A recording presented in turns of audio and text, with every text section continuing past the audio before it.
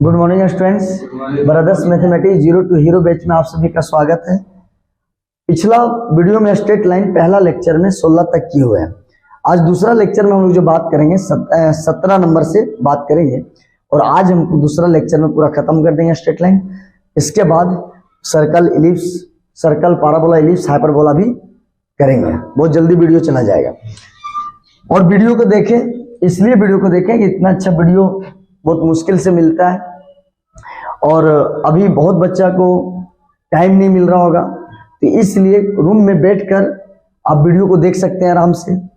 समझ आया बात? अगर जो बच्चा यहाँ नहीं आ पा रहा है वो वीडियो को आराम से देखे। वीडियो में तो सेम क्वालिटी दे रहे हैं, जो क्लास में पढ़ा रहे हैं वही तो क्वालिटी वहां मिल रहा है। लेकिन आप वीडियो दो देखो, अगर वीडियो को आप 2-3 वीडियो अगर आप सही से देखते हैं तभी आपको समझ में आएगा क्वालिटी क्या चाहिए, तभी आपको पता चलेगा कि कैसा पढ़ा रहा है। आप शुरू से खाली 2 मिनट देख लिए तो ऐसे थोड़ी किसी को जज आप कर सकते हैं।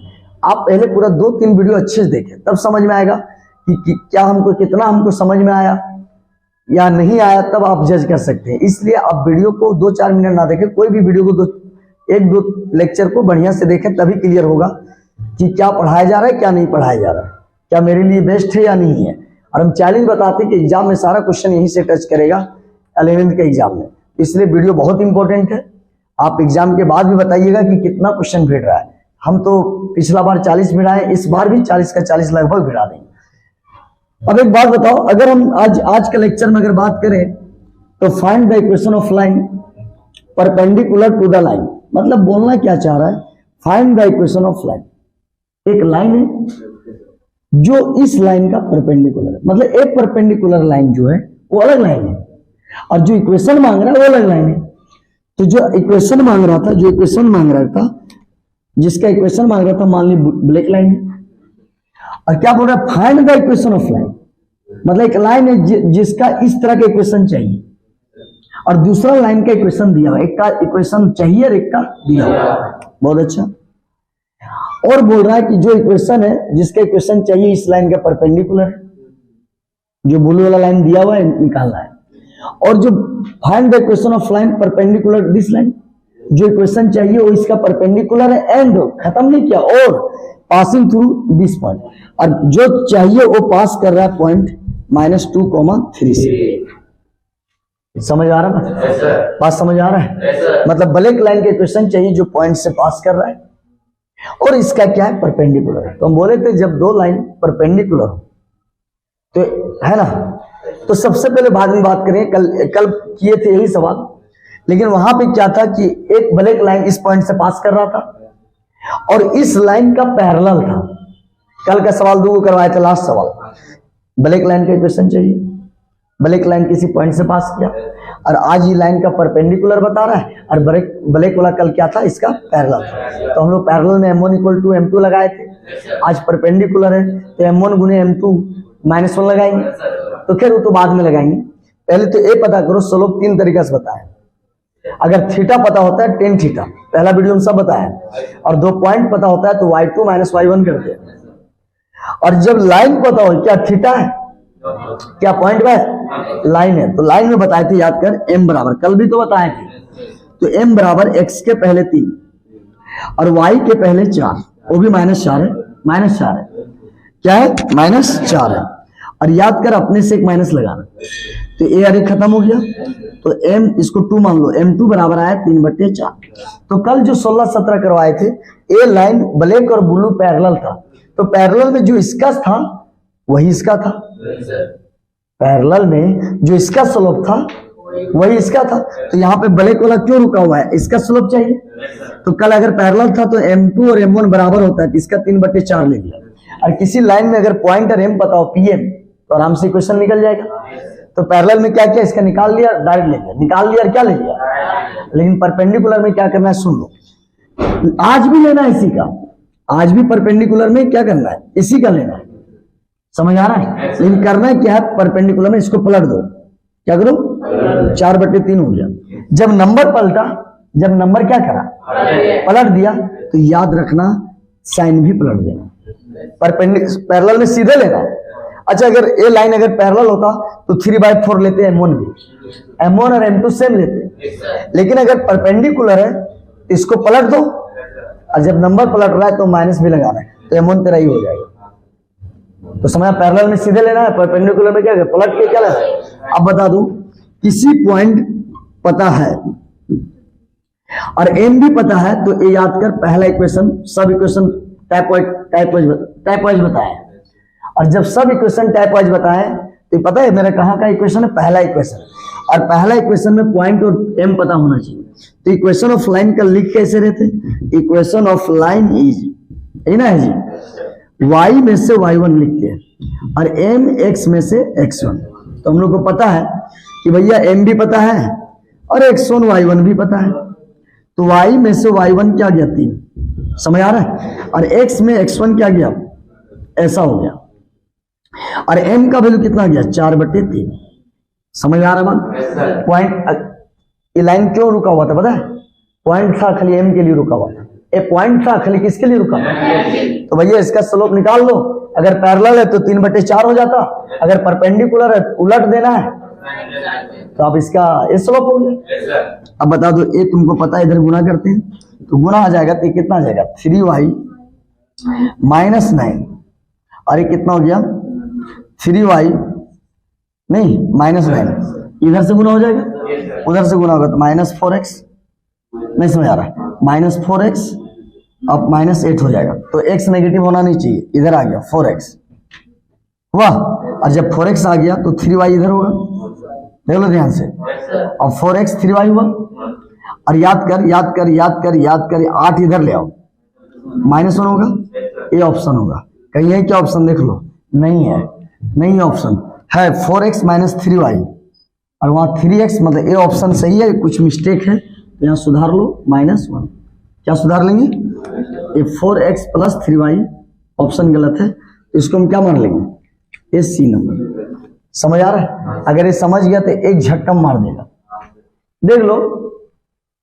E इसका परपेंडिकुलर था, तो देख लो जो लाइन चाहिए, देख लो इसका उल्टा आ गया 4, मतलब 4 यहाँ आ गया, जो अरे यार ये तो दिया हुआ था ना, और जो तुम निकाला पैरेलल होता है ना, तो दोनों सेम होता है। अभी कल देखना 16 वाला देखना, जब पैरेलल होगा ना, तो अगर अभी मान लो ये इक्वेशन निकालता और ये पैरेलल होता है, क्या होता है, तो इसका इक्वेशन आता 3x + 4y, खाली कांस्टेंट चेंज करता है, सेम आता मुंह आता, समझ आ रहा है ना। तो जो मुंह तर आता है क्या आता है, सेम, लेकिन परपेंडिकुलर हो जाता है ना, तो देख लो क्या चेंज हो जाए, जो मेन जो इक्वेशन दिया था ब्लू वाला, अरे ये वाला निकाले हैं, दोनों में अंतर देखो, ये 3x है, तो वहां देख लो 4 में y है, तो वहां देखो 4 में x चला गया, और y, अरे x में क्या है, x में क्या है, x में 3 है, वो चला गया होगा y में, और यहाँ माइनस था तो यहाँ उल्टा हो गया प्लस हुआ। और कल जब पैरेलल बना रहा था ना, अगर अभी ये पैरेलल रहता तो 3x + 4y सेम रहता, खैर ये तो एक्स्ट्रा था इसलिए बतौलियो, देखिए इसलिए बतौलियो, तू अरे यहाँ चल गए, अगर y1 चल गए x के जगह, अगर ये माइनस है की पे गए, मतलब पक्का परपेंडिकुलर है, तो दियो लाइन आपस में कितना एंगल बना रहा है, समझ में आया, इसलिए वहां दिखा रहे, तो वैसे हमको वहां दिखाने का कोई प्लान नहीं था। अगर कोफिशिएंट अगर आगे वाला xy चेंज कर लो और साइन चेंज कर लो, तो दियो लाइन आपस में कितना बनाएगा 90 डिग्री। ले अगर ये तुरंत समझ में लो तो और तरीका है, मतलब देख देना है, इसका y वाला यहाँ हुआ, इसका x वाला यहाँ y में चला गया, अरे भैया इसका x वाला यहाँ गया, तो इसका x वाला कहाँ गया y में, और इसका y वाला 1 यहाँ गया, और यहाँ प्लस से यहाँ क्या गया, समझ आ रहा है ना। तो डायरेक्ट हम इतना क्यों निकालेंगे, दोनों लाइन क्या हो गया परपेंडिकुलर, 90 डिग्री में, 90 डिग्री में ही चेंज होता है। अब बोलेगा सर आप प्रूफ कैसे दे रहे, देख लीजिए ये लाइन दिया था, अब ब्लैक वाला निकाला, अगर पैरेलल होता तो 3x + 4y वहां भी होता, लेकिन अगर परपेंडिकुलर देखो 4 हो, वहां चला गया 3, और इसका 3 देख लो कहां चला गया, y में चला गया, और माइनस था प्लस हुआ, इसी से तो हम ये मारे ऑप्शन। खैर इससे नहीं समझ में आया तो देख लो एक तरीका हो रहा है, अगर 2 लाइन दिया, क्या दिया 2 लाइन, y + 3 है, तो याद कर स्लोप 3 तरह से बताया, अगर थीटा होगा tan थीटा लगाना, और पॉइंट होगा तो y2 लगाना, भैया थीटा और पॉइंट नहीं है, वो लाइन है। और लाइन में अभी बताए थे कि एक्स के आगे वाला, वाई के आगे वाला, एक्स के आगे 2 और वाई के आगे 1 है, और अपने इसका लगा देना, तो m1 तेरा निकल के आ गया 2/1। समझ आ रहा है ना। और इधर देखो x + 2i + 3 दूसरा लाइन है, तो याद कर अगर m2 निकालेंगे तो x के आगे 1 और y के आगे 2 और अपने इसका लगाया। तो याद कर अगर 90 डिग्री दोनों आपस में 90 डिग्री होगा जी। तो याद कर अगर पैरेलल होता तो m1 m2 बराबर होता। अब परपेंडिकुलर में अभी शॉर्ट बताए, अगर मान लो 2/1 है तो उल्टा है, उल्टा नंबर हुआ और क्या उल्टा कर दिया, साइन दिया, परपेंडिकुलर। अगर वो ना समझ में लो तो जानो कि फॉर परपेंडिकुलर याद है क्या बोलता है परपेंडिकुलर के लिए, m1 गुना m2 बराबर -1 लगा दे।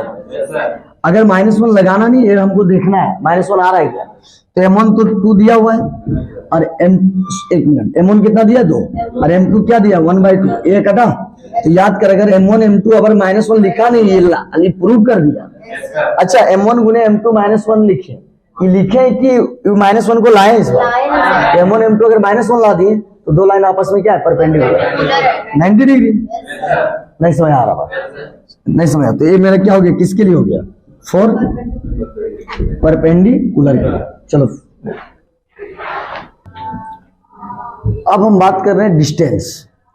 किसी लाइन से किसी पॉइंट के बीच के कितना दूरी होगा, वो भी परपेंडिकुलर दूरी तो बहुत होगा, परपेंडिकुलर दूरी मतलब अगर जो डिस्टेंस हम लोग बात करने जा रहे हैं, एक पॉइंट से मान लो ये लाइन है और किसी पॉइंट से मान लो ये लाइन है, हम एक पॉइंट है, तो हमसे ये लाइन कितना दूरी पे होगा।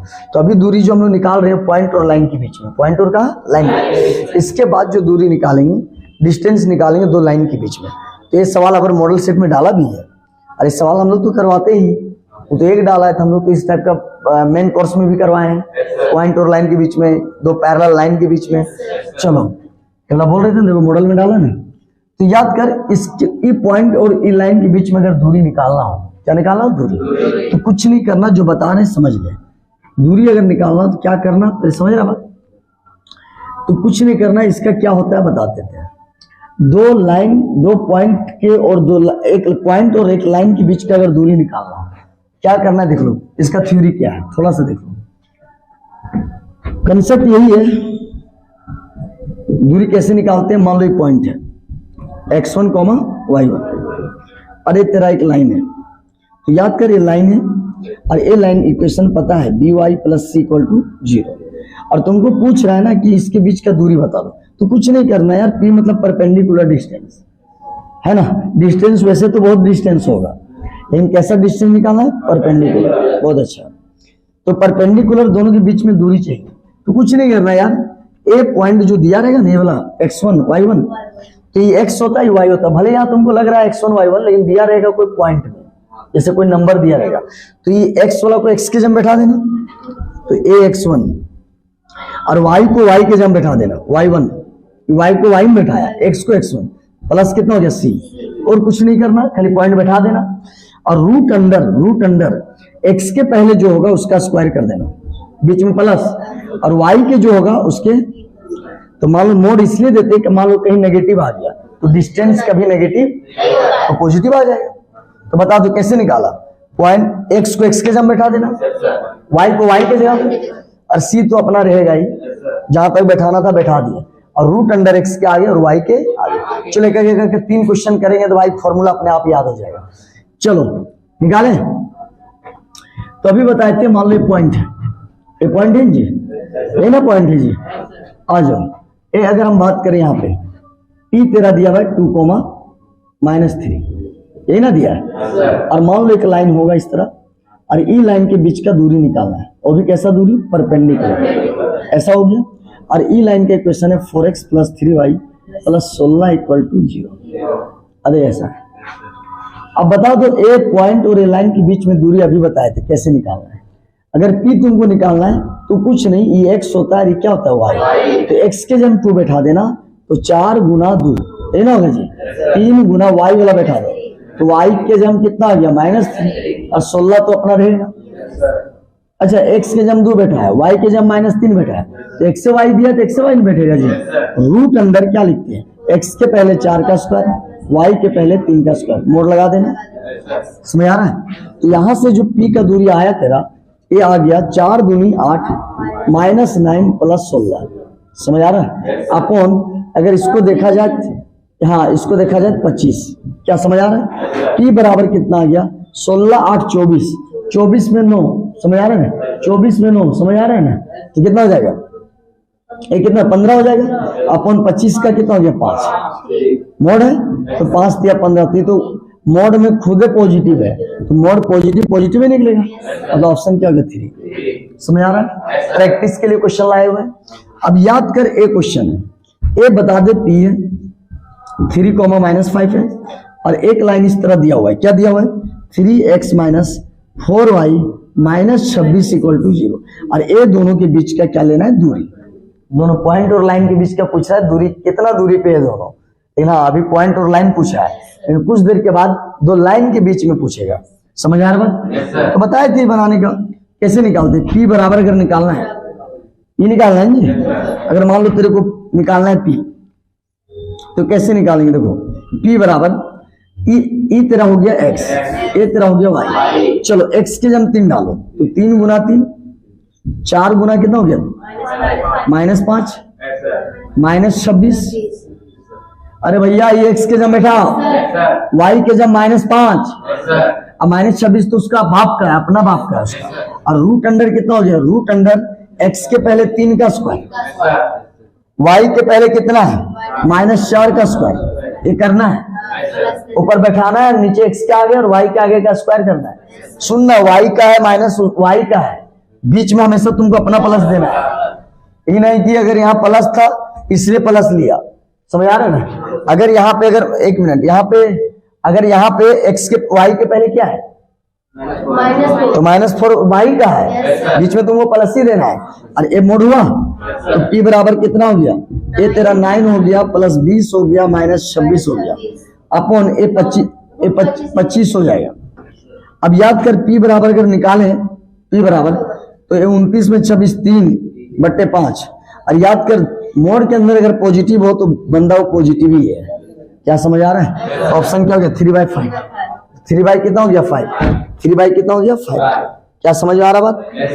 अब बता दो, अगर इसमें करें वो कर लिए सर। अब अगर इसका बात करें, देख लो ओरिजिन देखे तुमको चकमा में डाल सकता है लड़का लोग को। एक टाइम लगेगा कि ओरिजिन क्या है। इस बार तो पॉइंट नहीं दिया है, यहाँ जैसे पॉइंट दिख रहा था और लाइन दिख रहा था, पॉइंट और लाइन दिख रहा था, लेकिन वहां लगेगा एक मिनट के लिए चकमा जैसा लगेगा कि लाइन तो दिया पॉइंट नहीं दिया। लेकिन तुमको भी पता होना चाहिए कि ओरिजिन का मतलब 0 0 होता है। मतलब समझ आ रहा है ना?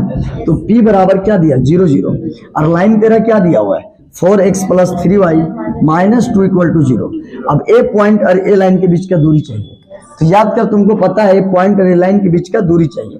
तो सुन लो, कभी कभी क्वेश्चन में लेंथ ऑफ परपेंडिकुलर लिखता है, और कभी कभी डिस्टेंस ऑफ पॉइंट और लाइन। तो डिस्टेंस भी लिखेगा, तुमको आई बाय डिस्टेंस नहीं पूछ रहा है, वो परपेंडिकुलर ही डिस्टेंस समझना है। समझ आ रहा है क्या बोल रहे हैं? तो याद कर, अगर p बराबर अगर हम बात करें तो कुछ नहीं यार, x के जगह में 0, y के जगह में 0 है। तो तुमको भी पता है कि इस बार पॉइंट ना देके ओरिजिन दिया, और ओरिजिन उसको बोलते हैं जहां एकदम इनिशियल पॉइंट होता है, ओरिजिन 0 0। तो याद कर, दो एक्सिस जहां पे मिलता है वही ना है जी, हाँ, और वो भी परपेंडिकुलर होता है। तो याद कर, दो एक्सिस यही ना है, दो एक्सिस का ओरिजिन।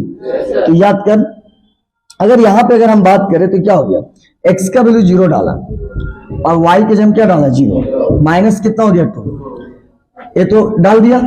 x के पहले 4, x देख लो, x में 0 डाला, y में 0 डाला, -2 हुआ।